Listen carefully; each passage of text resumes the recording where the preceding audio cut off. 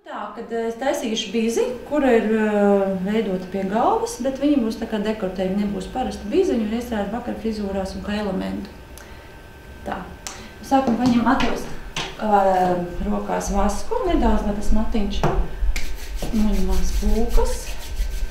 Matam. Un izšķirt celiņu, kur gribās.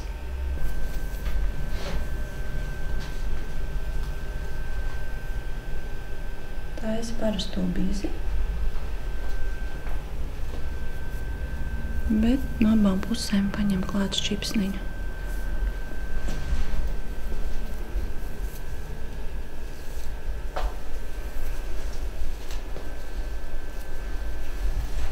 Tā kā franču bizīte sākumā.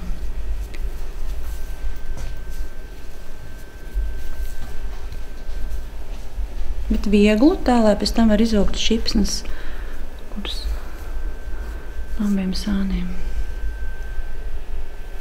Tā pamazām veido, lai nav priekšā tā bizīte, lai iet uz sānu.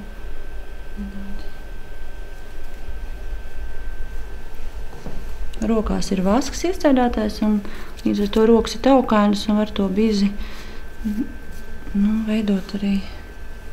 Bizē piedod spīdumu tas vasks. Viņu var veidot vienalga, viņu var veidot augstāk, zemāk, kā gribās. Kāda ir doma, pavalkot elementāri uz augšu. Liekot svētku noskaņojums, tad šajās vietās var salikt pērles. To mēs radīsim citu reizi. Šodien ir pīsis tā. Bizīte ir viegli izveidot, viss piespraužam. Piespraužam apakšā. Neredz sprādzi. Čiks. Un viss.